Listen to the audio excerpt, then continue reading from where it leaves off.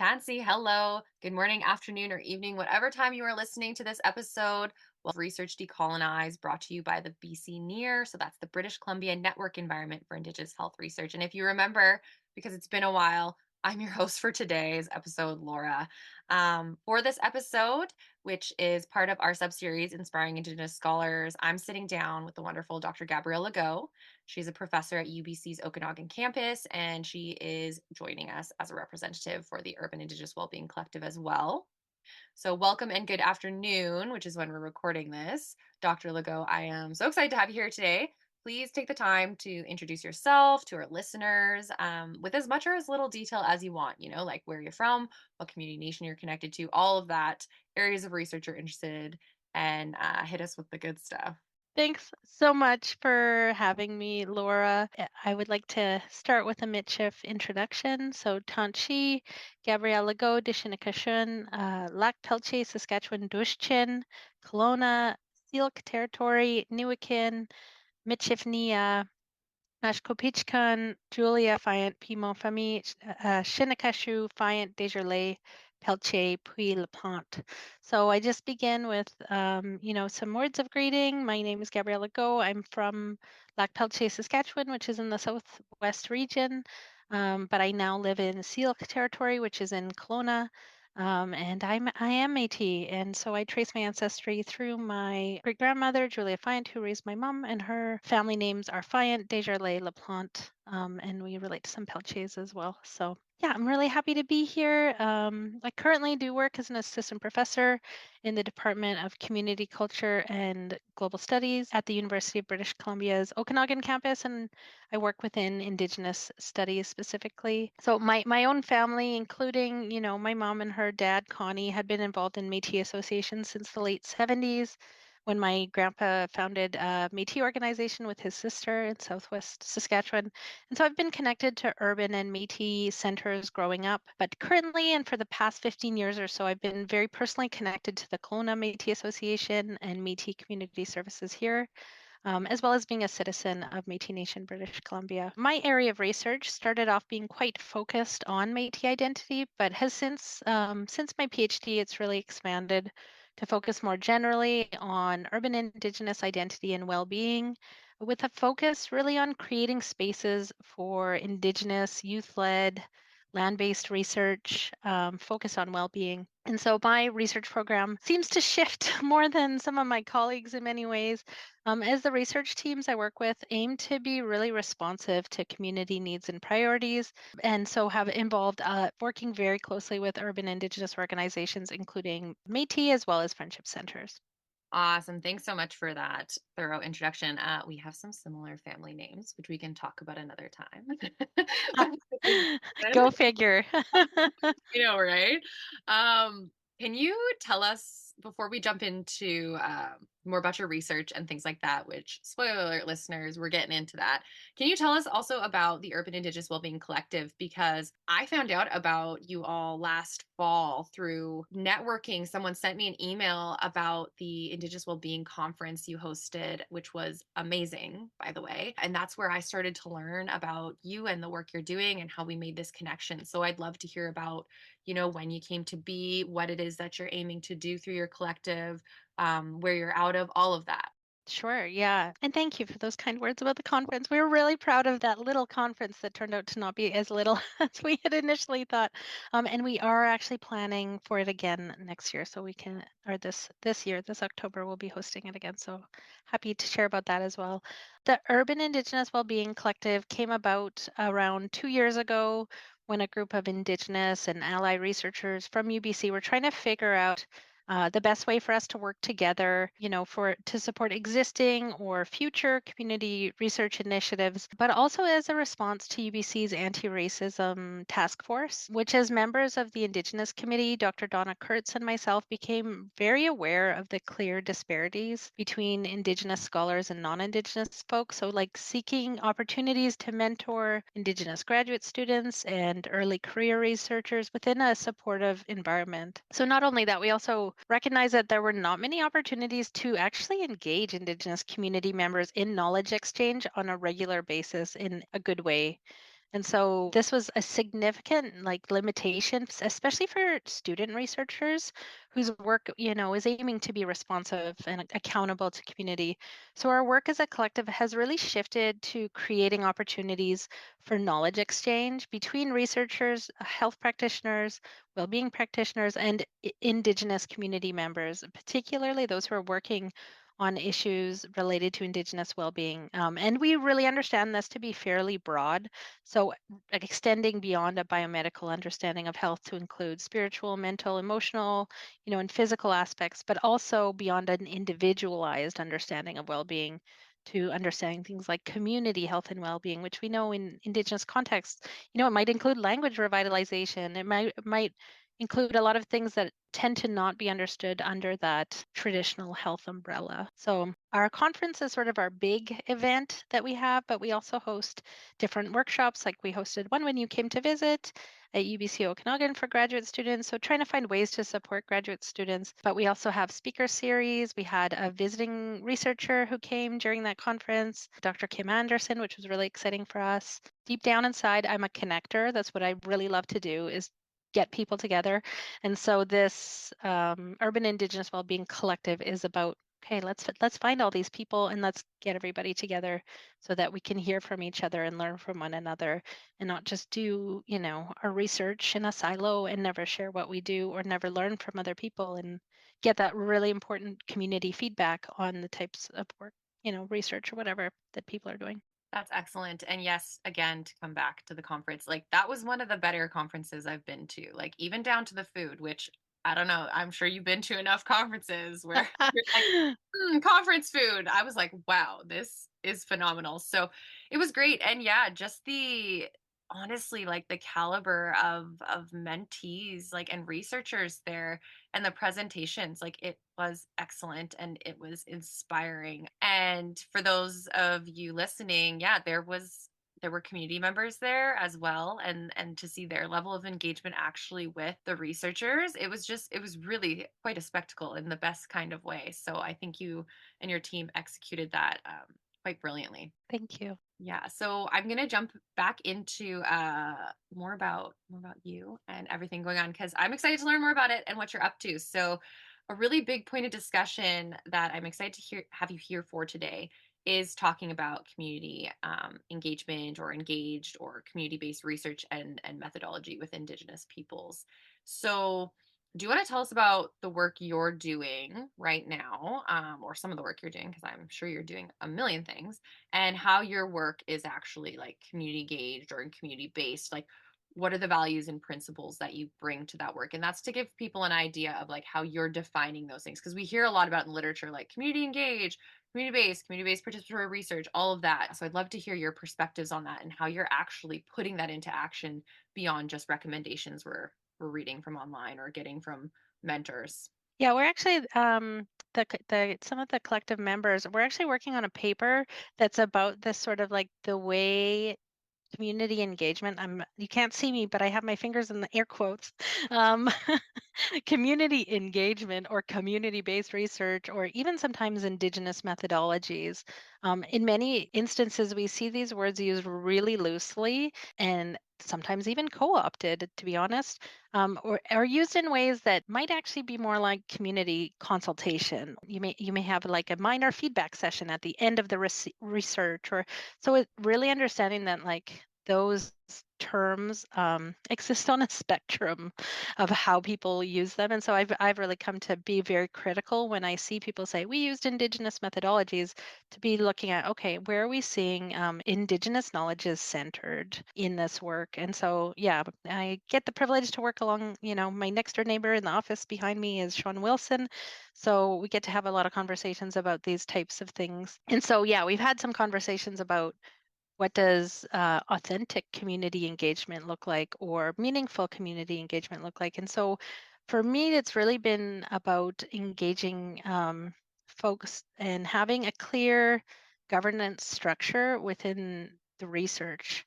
So I do have a few on the go projects that involve working with Indigenous folks on community engaged research, but maybe I'll speak to one that we have lovingly come to call the IYW project because academics love an acronym, but it stands for Indigenous Youth Wellbeing. And this project for me has been an enormous source of learning in terms of how to go about community engagement in a way that's meaningful and, neither performative nor overly demanding of community capacity, because that's sort of the other side of that spectrum in some ways is, especially a lot of the organizations I work with have priorities that may not include research, right? Or that is not the central focus of their research. So really wanting to respect people's limited time and resources, and not placing unrealistic demands on folks so that it's really meaningful. So with Indigenous Youth Wellness, or IYW, our focus is on developing a body of evidence to demonstrate the importance of culture, community, and land connections for urban Indigenous youth in their holistic well-being. And so this project emerges not just from one person and is not even a project that I previously had a leadership role on, but I came in this project came from previous projects and conversations within a collective of university, health authority, urban Indigenous organizations, who were working on health projects, which at the time, it was with Donna Kurtz, and she's really led a phenomenal research project focused particularly on diabetes with urban Indigenous people. But this project, it's developed as community priorities develop into something new. And so this more recent project on youth emerged out of those conversations. And so conversations that were focused around how to best support research with and by urban Indigenous youth focused on their priorities, which were centered largely on connection to land, to teachings, to culture. Youth were really voicing a desire to connect with elders, to connect with ceremony, and culture, right? So the governance system we use as a research group is what I believe makes the research very grounded in and guided by the communities we work with. And so at the moment, we're working with Métis Community Services Society here in BC, which is in Kelowna, as well as Lillooet Friendship Center Society, which is located in Statliam Territory. And what we did is we provided funds to each center to hire someone within their own community to be the community research liaison. And they are really the key team member who does the hands-on program planning and data collection. And so what they're doing is they're actually organizing land-based activities with their communities. And I'll talk about how we do that for youth very much. And so yeah, so they do the program planning and data collection. And again, I'm using air quotes because I generally steer away from that kind of language because it's not necessarily aligned with the approaches we take. So it's really actually program feedback is the data collection at this point. But essentially, what we're doing is having these community research liaisons, which we call the CRLs, because again, we love an acronym, and they develop land-based programs within their center. And so they have community advisory teams within each center who's made up of elders, youth, knowledge keepers, folks who guide and can support that community research liaison. So we're really trying to embed the research within these programs to learn about those impacts that the programs themselves have on the well-being of youth participants. And so we have, some surveys at the end of the program or different sharing circles where people can, share what their experience was. And just recently, actually just on Wednesday, so very, very recently, we had our first youth advisory council. So that is youth from both centers who are now advising the entire project. So not the programs we're developing within the centers, but the whole research project so that their voices are at the forefront and they're telling us, this is what we need you to do.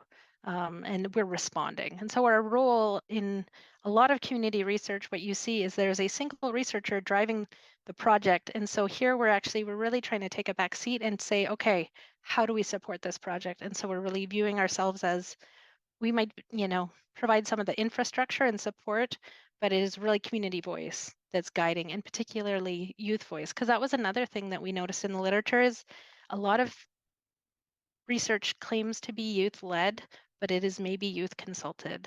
Like it's quite limited the amount of decision making power that people have in driving the research. So we're just learning. It's all a learning process, and even the Youth Advisory Council is like experimental for us. I've never organized this. Like we're just kind of learning as we go. At the conference, we actually had a first gathering of youth So we sponsored a number of community members to attend to the conference, and they helped us draft the, what we traditionally call the terms of reference, but we call it a group agreement for that advisory council. So what should it look like? How many people should be on it? Who should meet? Like those logistics, even those things, they may seem like, oh, well, of course the university can make those decisions and we'll just decide on a standard terms of reference or whatever. But it's actually really important that, folks have a say in even those decision making. So yeah, it's been a huge learning for me, in my own understanding of what does community engagement look like and how can we build systems or a governance structure that supports that within our research. Thank you for how thoroughly you answered that because I prefaced, Gabrielle, everybody, just so you know, that I would have random follow up questions that would pop up. And I have like four, but you answered a couple there just already naturally.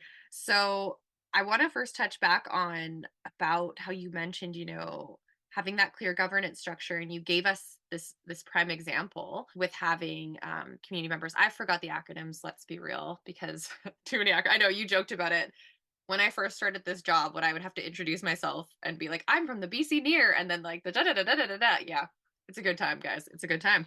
So when you're talking about having basically from each of the like community regions, somebody who's doing the actual work data collection, like they're leading that, how's that been received so far? Like, what is that looking like? Have you had feedback come from that directly? Yeah, so I should mention we meet with the community research liaisons every week. So it's not that we're just like, here's money, go do the research. We're very active in supporting them because the university has a lot of rules, and research ethics are actually a huge point, of conflict, I would say, in some ways, when it comes to trying to do research. We have to always consider it, and they have to consider it. They do all the consent forms, they do all of that, within the research. So we work very closely with them, and they're not folks who, are researchers that just happen to be living in community, right? They're very much hired by the centers, and they have in each of the centers that they work, we have, let's say their names there. Hallie is here in Kelowna and Mariko in Lillooet.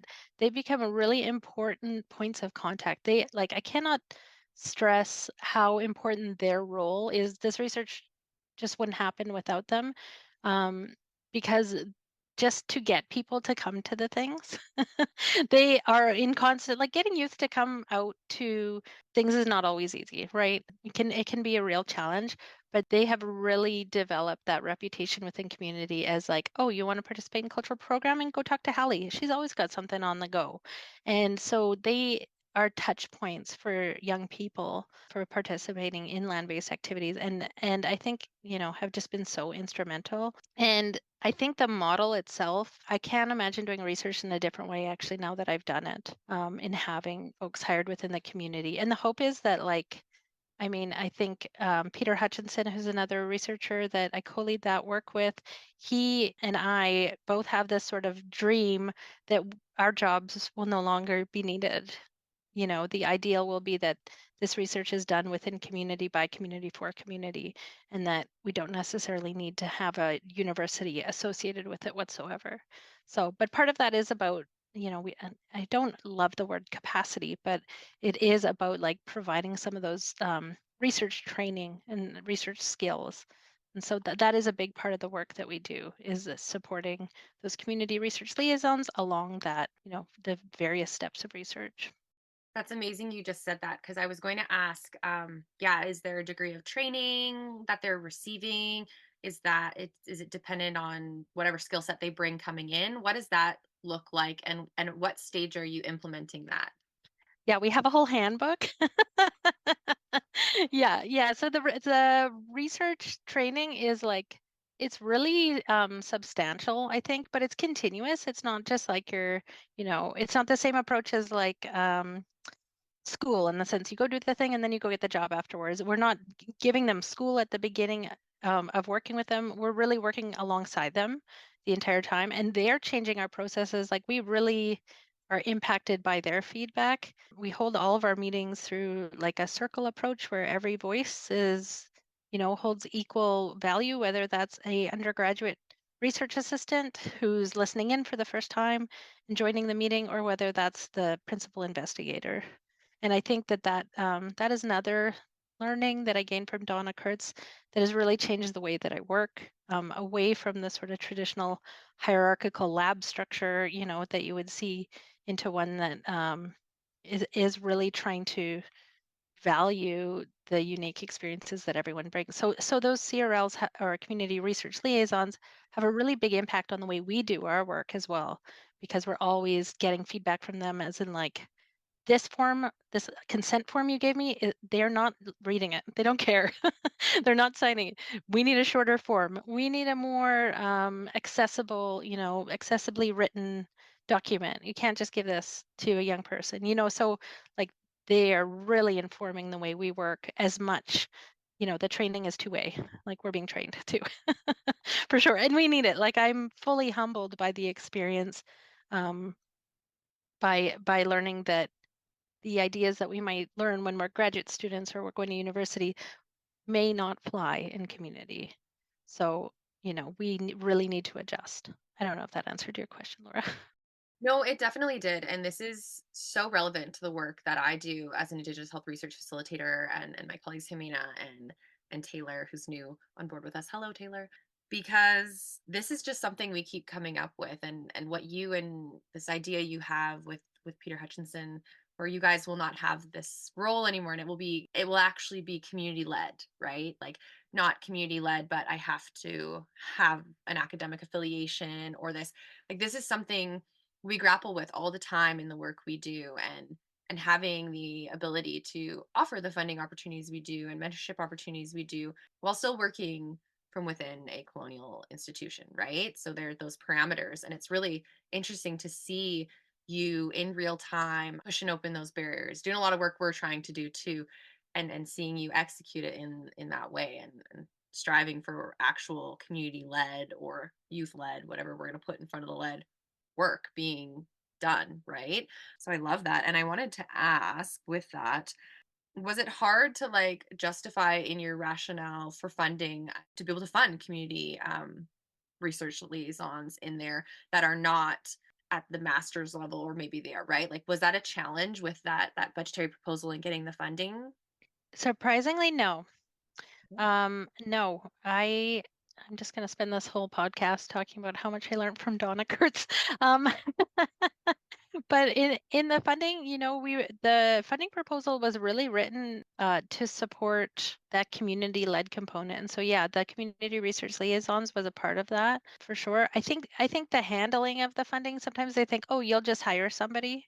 But it's also something that has been done in previous projects. So we're also able to point to those other projects and say, this is the approach. And this is a preferred approach by the leaders of the organizations we work with as well. Is, they want to do the hiring, like they want to have that. And so we do try to make processes like the financial process as easy as possible for that. But in terms of the funding, the community research liaisons wasn't a problem. I'm trying to think if there's any other, if we had any issues around it. I think the biggest issues we run into are ethics, actually, to be honest, and things like bureaucratic processes within the institution for paying honoraria in a very particular way, which, I know UBC is working on. It's a work in progress. But like, those are the real issues, is when it comes to trying to support community attendance for things, trying to pay an elder on time, like just trying to engage in like what I consider respectful behavior with folks, and then being like, oh, can you sign this form? Oh, actually, you have to sign this other form, and then we have to do this, and you have to wait 3 weeks before it shows up in your, like, it's so not relational. So to say that getting the funding, we were very grateful, and it was like great to be funded, but it's actually been in sort of like using the funds that we've run into roadblocks, largely due to the institutional constraints. So that's actually one of the reasons why I love some of that BC Near funding, because I think some of those, the community funding in particular, offers less roadblocks in many ways to this sort of like very, oh, it's so frustrating. Um, I could spend a whole podcast talking about my frustrations with those things, but I won't do that. That will be, yeah, I'll be like 6 months from now, Dr. Legault. We are doing one on grant and research funding administration. Like that will be the next one. But no, and it's great you bring that up. I certainly believe the intention of our operational team and our PIs, everybody, right? Our governing council was to do exactly that, like reduce those barriers and rewrite how community led research is going to be done. So thank you for touching on that. Another thing is doubling quite far back because we are having an extensive conversation on this, which I'm loving. So we talked about how, well, you had mentioned, on paper, people are like utilizing, community engagement or like youth engagement in describing like the approaches they're taking, but perhaps it's actually more of a consultation. And I wanted to ask about that. What are your thoughts on over consultation and strategies to combat that? Because in quite a few conversations I've had with colleagues, Indigenous scholars, etc., one of the first things I'm also seeing at workshops and conferences and presentations is being this getting this question of, okay, well, how do I involve community members? How do I involve the people I'm wanting to do research with? And sometimes, unfortunately, people are saying, I want to do research on, and we have to jump in and say, no, no, no, no, no, with. And one of the big things that come up is like, well, you need proper consultation. And I don't disagree with that per se, but then there is the reality of the risk of over consultation. So I wanted to know your thoughts on that, and if you've had any strategies to combat that, or if the work you're doing is actually a strategy of combating that because you're skipping consultation, you're inviting people to the table who want to be there. What are your thoughts on that? Yeah, yeah. I don't know if I'm skipping consultation per se, but I I think it's like just trying to embed it within the research, I guess, is the approach. So in terms of that, like, some people call it engagement fatigue as well. This idea of that you're just like overly engaging community organizations or particular communities. And I actually, previous to my role as a professor, I used to work in the research office as the Indigenous community liaison role. And so my job there was really about like in many ways trying to prevent that engagement fatigue because people were just like cold calling First Nations, trying to get them on research projects that they, may have zero interest in. And so it gave them a bad taste in the mouth about the institution because of that.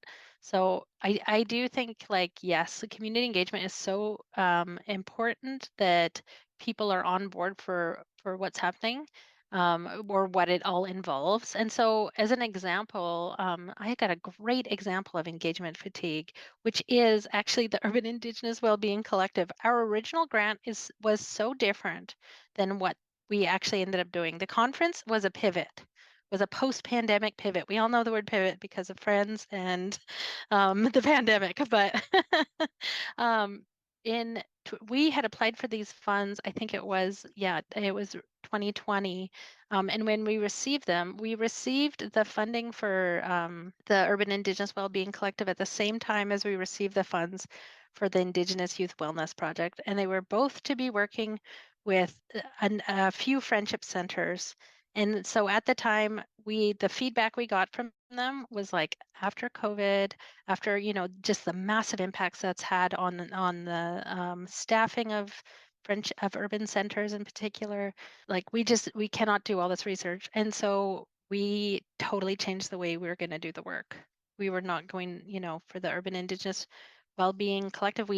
We decided to pivot into something that was more focused on knowledge exchange, and it was not necessarily a direct partnered focused research project in the same way that Indigenous Youth Wellbeing Project is, or Wellness Project. So they said, we want the youth project. And so our response was like, okay, we'll do the youth project. This is what we're thinking for the other funds. And actually now that we are a couple years, out of that, we're actually coming back to the table in May with a number of friendship centers and executive directors. We're going to have a gathering where we're bringing together the different researchers who are part of the collective and community members as well, our youth advisory groups, all those community advisory teams to get together and talk about, okay, what are your priorities? Where do we want the research to go? Because what we might have wanted 3 years ago is not the same as where we're at now, right? So we're coming back to it, but we did need to back off of those organizations that they were totally, tapped out after the pandemic. And I think that that's like just, what you do. You have to respond to communities. You can't just be pushing, pushing, pushing because they have different priorities outside of research, right? Research is just one, it can be really helpful and great for a number of reasons, but it is not the be all end all, right? So I think it's really important to know that. And one of the things that I learned when I was in the research office is that some research can be consultation, and that's great. It doesn't all have to be the same type of community led research. If you're doing an engineering project on how to mill titanium, or, I'm just like pulling random things, you may not have to do Indigenous engagement. Maybe you do, I don't know. But like I think really responding to what community needs are is it's also not bugging people who don't need to be bugged. Just to say, just for your university to say that they are doing reconciliation, right? Like I think the conversation around reconciliation and research has really changed to one around like, okay, we also need to think about emotional labor and what those responsibilities are. But I'm totally getting off topic. Maybe not. No, I think it's relevant. And I think that's really great advice for listeners out there too. So thank you for that. So jumping back, you've shared with us that a lot of your research and that big grant is around Indigenous youth well-being. And I know you talked about with me prior that this has been embedded in, land-based principles and programming, which I think personally stays really true to Indigenous methodologies and ways of knowing and being. So again, I'm I'm making you do all, well, not making, I'm asking you to give all of these real-time examples and things. But when you're actually doing program administration and delivery, what does that look like for you? Keeping things embedded in land-based principles and programming and actually utilizing Indigenous methodologies in and not loosely, as we talked about earlier. And with that, which I can double back to if you forget it, because I keep throwing big questions at you, how have the youth responded to these approaches you've taken? Yeah, so in terms of what the actual land-based component of the work is, that's very much determined by the centers and it's like ever changing. They're delivering, I think we've delivered now 3 programs within each center, and it's been very determined by the communities. So I think up in Lillooet, they did net making. And they did a plant walk. They most recently did a language program that was looking at traditional medicines. And so for all those programs, they're bringing in local knowledgeable elders and knowledge keepers who are providing teachings. So we're just facilitating the existence of the program. Like we actually my preference is to be hands off, that it is in the hands of the community to be organizing it, but we support them with those community advisory teams where they get input.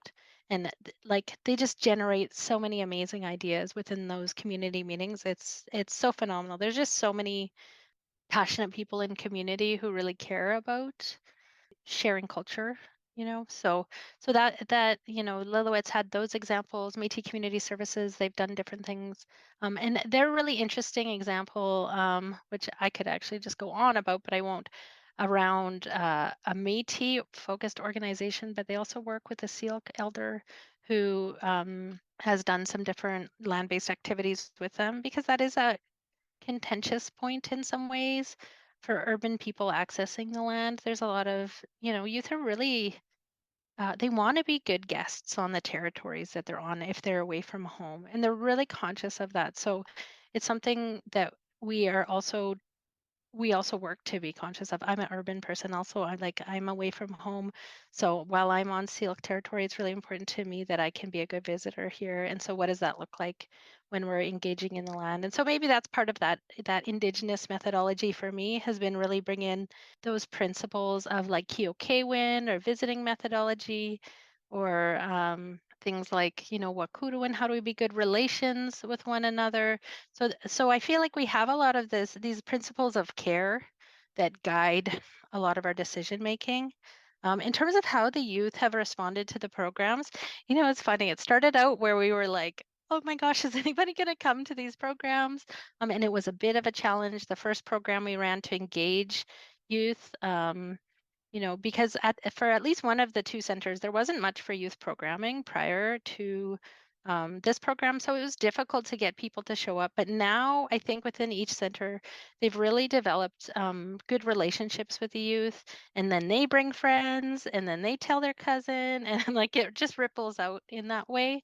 I think the Youth Advisory Council is really going to only increase participation because they know best and we need to trust them when they tell us, okay, Monday nights are bad for programs because that's when we have the baseball game, and everyone wants to be there and not at the Friendship Center or, like they know better than we do, that kind of thing. So without their input, we might miss a whole, swath of people. So even though we're about halfway through our funding, I think we are still learning. And I think it's really important as researchers that we're humble and we're nimble when we're engaging with communities. So we try, stop pretending like we know everything because we don't, and we don't know the best way right off the bat, but we are just like continually learning and revisiting our own approaches as we go. And I think, those principles of humility for me come from Indigenous teachings around that. Great, thank you. And it's funny you say that, like, because in terms of engagement, and that's actually going to come to one of the segue into one of the questions we're going to have.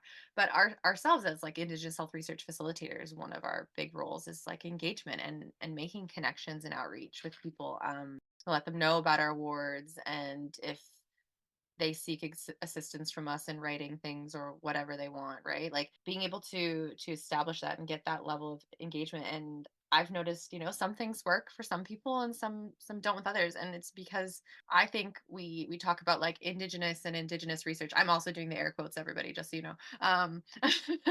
And it gets lumped into this, like siloed into this idea of like, okay, we have to do this specific one way, like, and I think indigenous peoples for a while now, we've all been like, oh, we're distinct people, we have distinct experiences. So yeah, there's some great guiding principles out there, but you need to have flexibility because you're working with human beings, and human beings are different, right? Like we all have different wants and needs, and things we like and we don't like. So just a friendly reminder there. You kind of answered this just now and with what you said earlier, so I've reframed this question I'm going to ask. So, you talked about the reality where, yeah, it can be hard to engage youth. I would say in a lot of things, but specifically in research, let alone like youth-led research. Would you say or support kind of me saying that having the CRLs as well as now the advisory council like is a great way to work at increasing youth engagement in these types of projects and this type of work? Yeah, I can't see the work working without it, to be honest.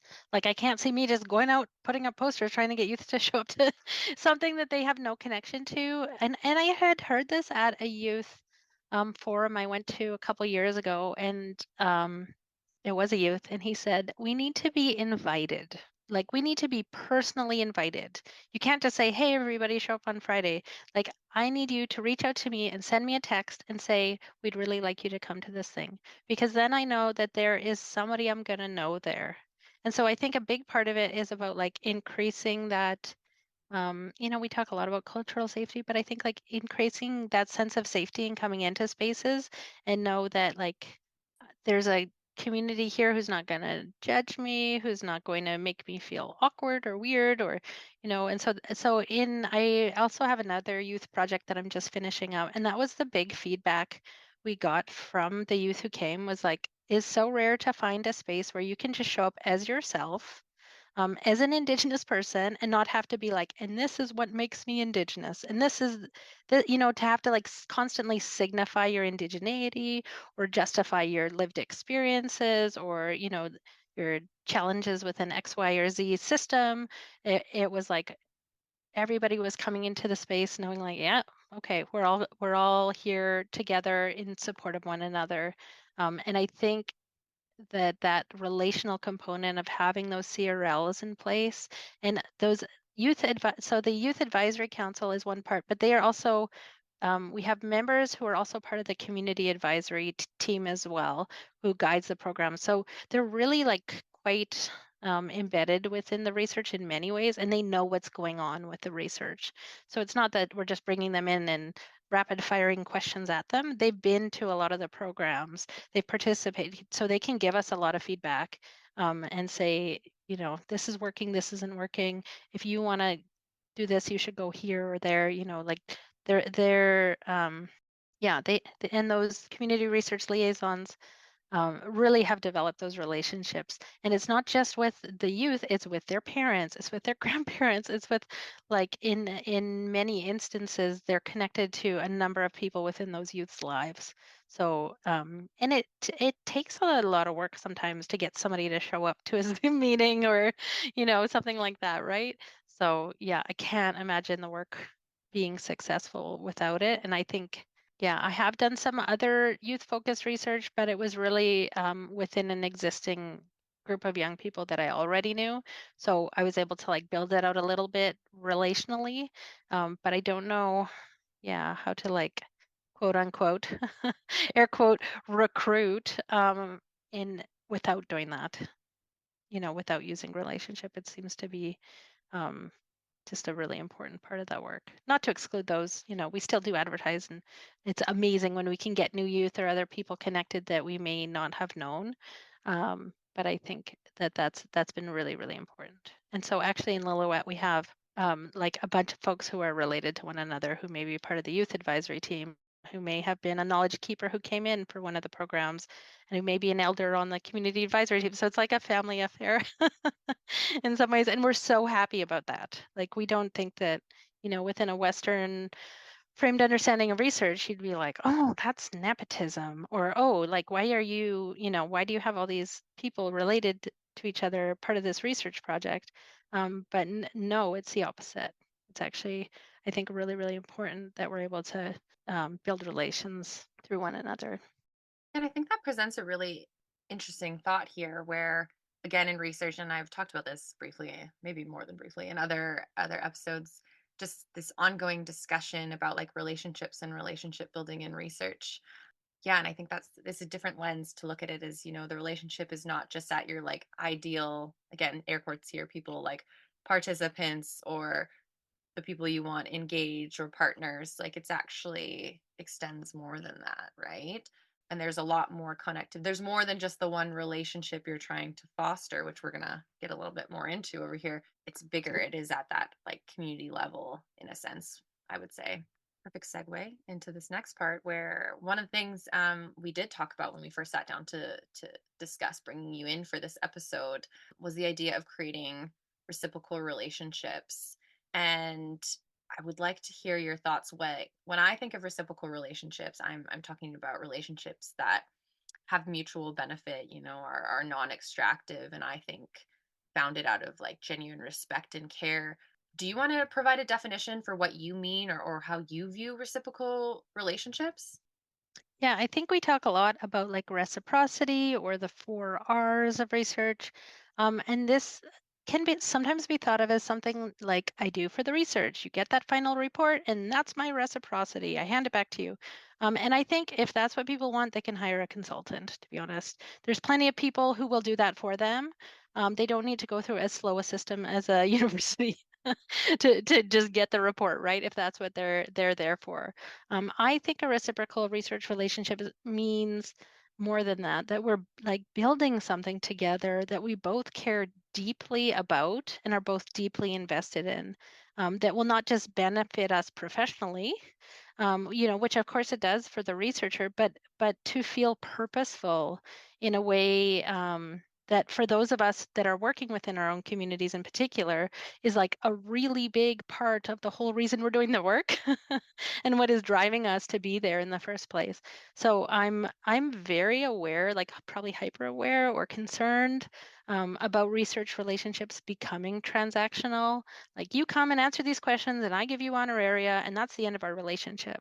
And that may 100% work for some people in some situations, but I think ideally it would be more than that. Yeah, and I'm great you extended to that to talking about like actually giving a working definition of like transactional because we hear a lot about this and with our work and from near we're trying to like build reciprocal relationships. We're trying to not be transactional, and I think there are many researchers and trainees who are also have that intention. So thank you for defining that. How do we prevent building research relationships that then become transactional? Like I actually posed this question during this reflective workshop I was facilitating at the Northern Quality and Research Conference at UMBC this fall, and I asked people, can we create real reciprocal relationships with people when we are actually assigning conditions or timelines to those relationships, right? Like, okay, we have a research project, we have funding till then, and you see in research proposals, we're like, this is our tentative timeline, right? So I pose that question as well as why or why not. So I'm curious to hear your thoughts on this. Yeah, I'm glad to hear other people are asking these questions because I start feeling a bit anxious when I start to see people having like an elder on speed dial for land acknowledgement.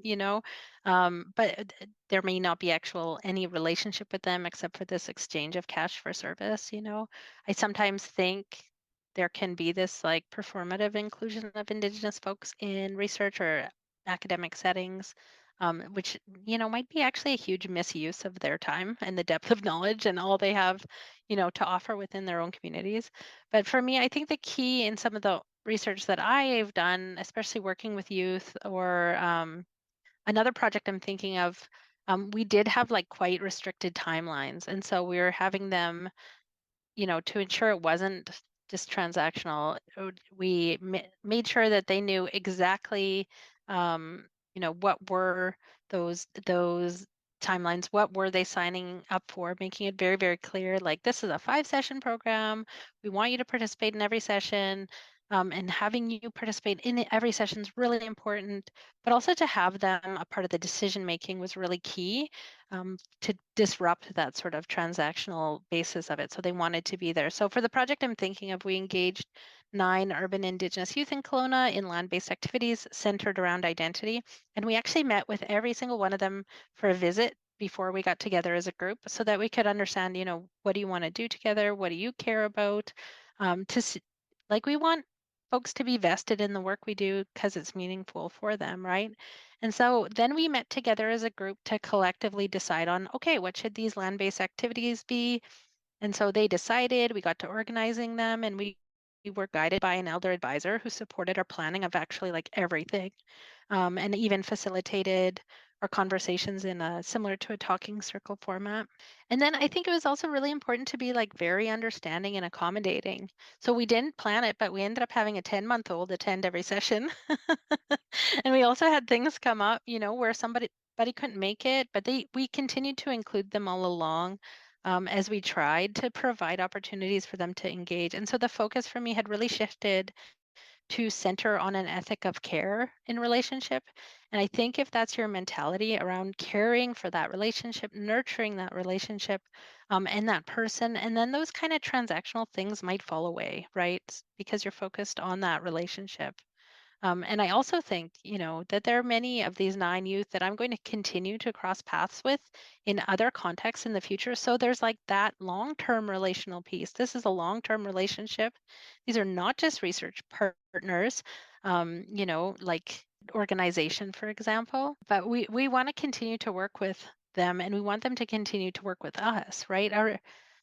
We talk about this lots. This is something that Sean Wilson and I have talked about, how like the relational quality of, we talk about it in terms of like a lit review, is you're sort of like vetting who you're going to include sometimes. You're like, oh, I know that guy, he's sketchy. Or like we do that in community all the time, but we also do that in research. And if, let's say, somebody has a really negative experience on participating in one of the programs that we're delivering, that's going to get around and that's going to come back. Like, so it's really, really important that we are centering that relationship. And I think that helps for some of those transactional parts to fall away. It's like, oh, cool, the honorarium's a bonus. I'm happy to be here. Like, that's what I really want at the end of the day. Is for folks wanting to be them. But yes, you do need that honoraria because you do need to acknowledge people's like time, expertise, what they're sacrificing to be in those spaces as well. So I think it's like, I mean, it still happens. It's like nothing.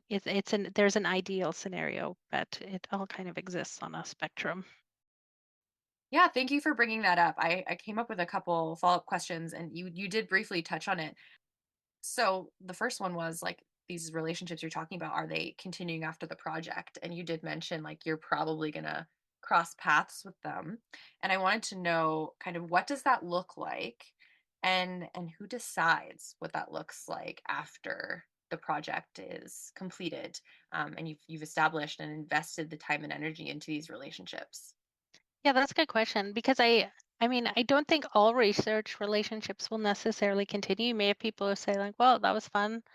I'm moving to Vancouver," or whatever it is, right? Like you may have your research may not align with a community organization, for example, and that's great. I'll probably still see you at events and different things.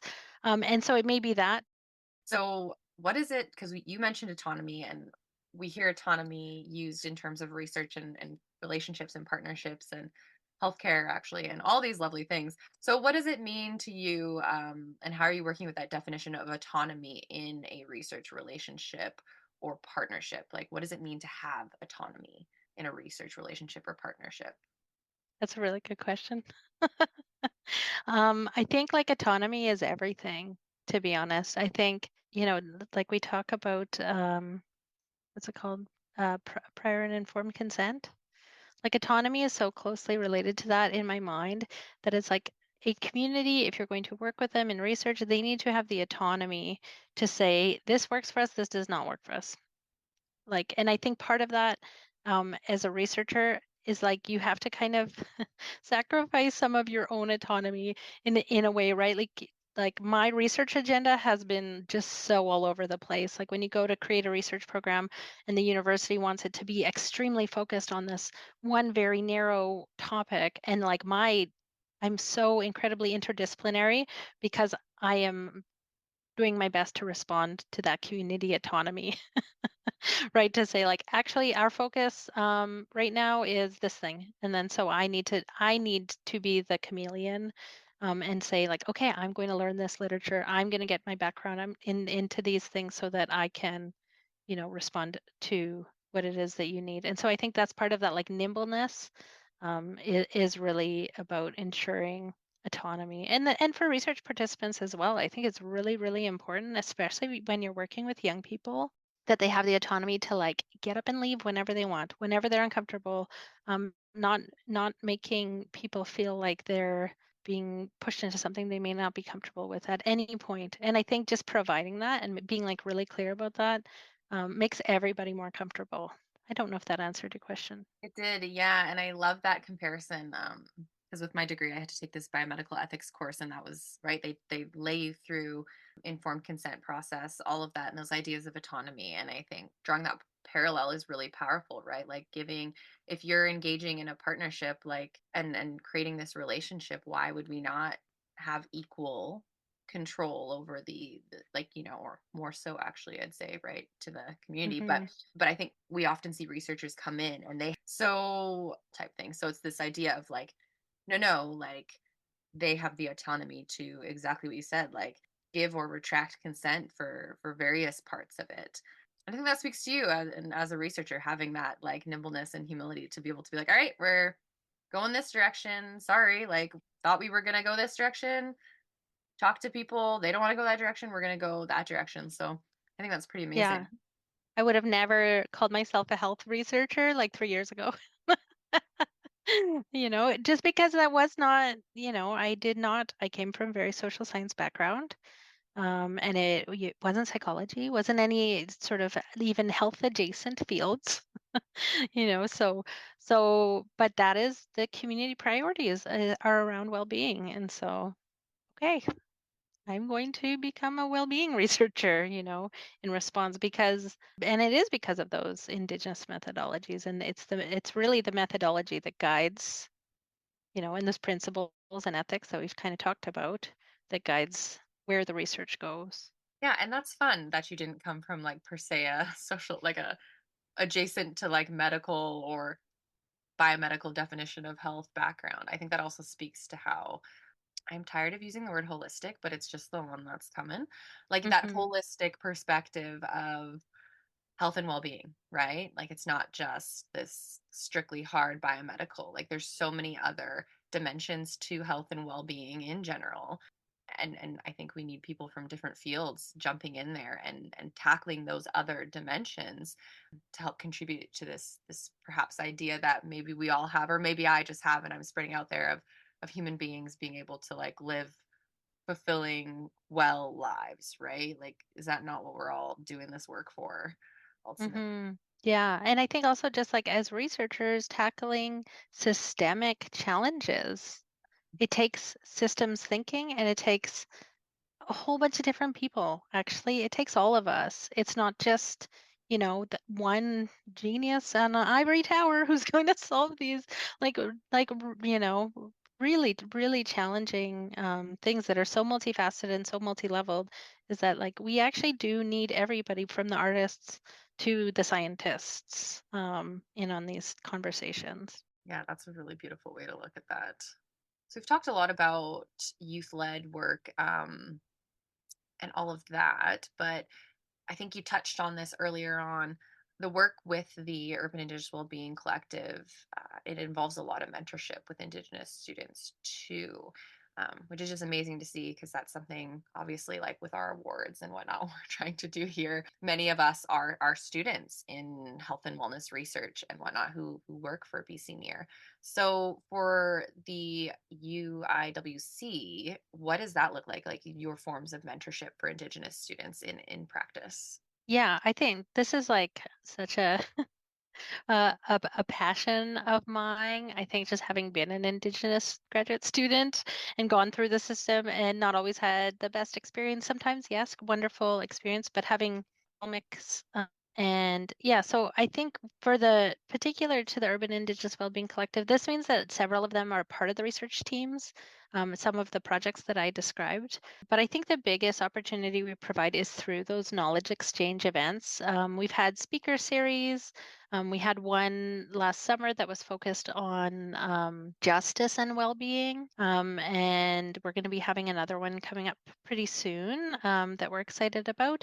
But it's really just opportunities for graduate students to witness how knowledge exchange can take place in a meaningful way, but also to share their research, to seek community feedback, to build connections with other scholars or practitioners, students, community members. So just providing those opportunities, I think it can feel really isolating when you're an Indigenous graduate student, especially if you're the only one in your program or maybe institution. I think it's just really important to have connections with other students. It was really beautiful at the conference last year. I don't know if you stayed for the dinner, but after the dinner, there was about 16, maybe 12 to 16 graduate students sitting around a table with Kim Anderson. And they were all just like, I don't know what they were talking about, but I wanted to be in that conversation. I think it was just like it was really fulfilling. They were talking, I think, about like Indigenous feminisms and having those opportunities to connect with others who are like-minded or in that same stage of life that can be extremely challenging. It's just really, really hard sometimes when you're a student. And so, yeah, trying to just make space for that. And yeah, we're really excited in planning the next conference about trying to figure out how can we make special spaces for students to connect with one another and these, amazing scholars that also have been there and survived, right? No, I love that. And yeah, even I myself, I would not be in this role. I would not be anywhere if I had not received the mentorship and support I did from really phenomenal people along the way. It means so much. And actually in some of the past episodes I've done, I think was that with Marian Erickson. She's my good friend. A couple others, but talked about that, just the importance of when you're, in academia and having that support. It makes such a significant difference, being able to get through. So that's exciting for next year's conference. But what advice would you like to leave for our listeners who are interested in a career in academia, and or to pursue Indigenous health and wellness research? Yeah, this is a good question. I think, the academy can be a hostile place, speaking quite frankly, and especially after doing that, being on that task force, the anti-racism task force. I was privy to a lot of the experiences that Indigenous folks had within the academy. And So I think there are many options to engaging in research that extend well beyond the academy. But for me, staying within it, the key has been to keep focused and to build relationships with people who are here for the same reasons that I am. And so I've been really lucky to be in the Indigenous Studies department at UBCO. Like I'm just beyond grateful and could get like teary thinking about it, and be supported and mentored by people like Sean Wilson, Jeanette Armstrong, among others. And so I think finding really good mentors has been important for me in my own career, but also surrounding yourself with like-minded folks. So, I would have not called myself a health researcher a couple of years ago, but I ran into Sarah Hunt at an event, and she said something like, anything related to Indigenous communities, health research. Like, you know, I kind of felt stupid. I was like, yeah, yeah, you're right. Okay. It's hard to separate well-being from our identities, our histories, our experiences, our relationships to land. And yeah, I had went to an Indigenous methodology training that Kathy Absalon gave, and she said somebody had asked a similar question, like, how do you survive this place? And she said, like, you keep your bubble small. Like you have to just you can't get caught in the fray of the place, because the system does what it was built to do, just like, the many colonial systems that we have to participate in. Unfortunately, you don't have to participate in it, one, but if you choose to, I think like finding other like-minded people is really important. And so now at UBCO, we just did our first intake for a new graduate program. It's an Indigenous knowledges focused program and like for me, I'm like, that's what I want to build here. Like this is really an attempt to indigenize. I even hesitate to use those kind of words because of the way they get co-opted. But yeah, I think really finding a good place and don't judge the whole academy by maybe like one or two racist people or bad experiences, because there are really amazing spaces that do exist. There's little pockets of us that are really working hard to create these spaces. So I think, yeah, that's my best advice. Thank you so much for your like total transparency and vulnerability in that answer. I think I'd argue I have nothing to found this off of. I've been anecdotes that a lot of people have like shared experience, and a lot of what you said is going to really resonate with a bunch of people in this area. And as an organization, so BC Near, that strives to support scholars like yourself who are doing really important work, are there any ways, any feedback for us or suggestions for us that BC Near or similar organizations or institutions can continue to support like your projects and passions? Yeah, I think funding student projects, community projects, early career researchers is really good, especially those like is it at the pilot, like those types of engagement research is really really important. I feel like the Tri Council is getting better at starting to fund, but it's like we need conversations before the conversations.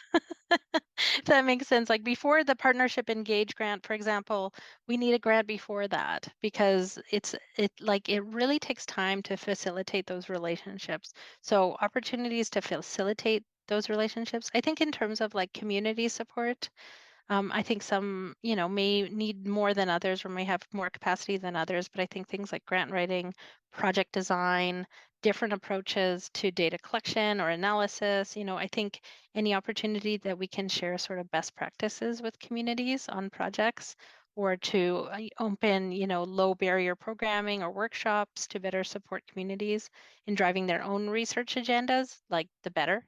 I feel like I'm quite recently connected to BC Near, largely through you, Laura, and that, yeah, I'm really excited to see what BC Near is doing already.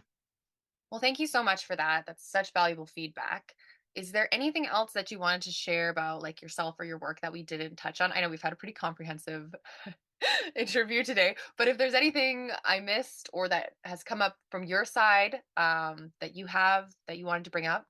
Yeah, maybe just that like none of this is my work. Like I say, my project is not my project. None of it would exist without the hands of the like many, many people who are part of it. So just like to acknowledge all the other team members who've been integral in the projects I'm part of, that would be lovely. So kind of like name drop. Yeah. Okay. Like Peter Hutchinson, Sean Wilson, Sky Barbeck, Ellen Ace Ferguson, Carlin Olson, Donna Kurtz, who I already mentioned, Julianne Barry, who I now understand works with BC Near. Very excited about that. Elders Diana Moore, Wilfred Gross Barnes, Brenda Hibbert, all the the community research liaisons I've mentioned, Haley Cundy and Mariko Kage, as well as, of course, the Friendship and Métis Centers and those executive directors, all the staff and students. There's so many students who make this work go around. Folks from the Urban Indigenous Wellbeing Collective, like Mimi Mutahi, who organizes that conference and is just like phenomenal. Kelsey Darnay. Yeah, I could just go on and on about all the amazing folks who have made the work that we do meaningful for everybody that's involved. And really, it's just like the tip of the iceberg. But I think it's really important to acknowledge that it's not my work. And each project has been a real collective effort. I love that. And do you want to give us a quick plug for the Urban Indigenous Wellbeing Collective's website? Because you guys got some pretty interesting Yes. stuff on there. And then everybody, I'll include it in the show notes or the episode description when it's time. Yeah, it's just urbanindigenouswellbeing.com. And yeah, you'll see the details. You see pictures, beautiful pictures from our last conference, and the types of, you can read what last year's abstracts are if you're interested in submitting. But because we had such a phenomenal amount of submissions last year, it was really just those who were presented, like it won't get open to the public to register. So that is just one thing to be warned of because we had a lot of people who were like, hey, I'm ready to register, and we were out of space because we did sponsor a number of community members to attend, as well as having presenters. So yeah, I do really hope. I think it's October 3rd to 5th is what we're planning for. So, and it'll be here in Kelowna at the Manteo Resort. So exciting. And that was a lovely place to be last time as well. Well, thank you so much for taking the time to sit down with me today. And thank you, listeners. This was Research Decolonized with the BC Near. If you have any questions or comments or feedback on this or any other episodes, you can email me. This was Research Decolonized with Dr. Gabrielle Legault, and have a great rest of your day, everybody.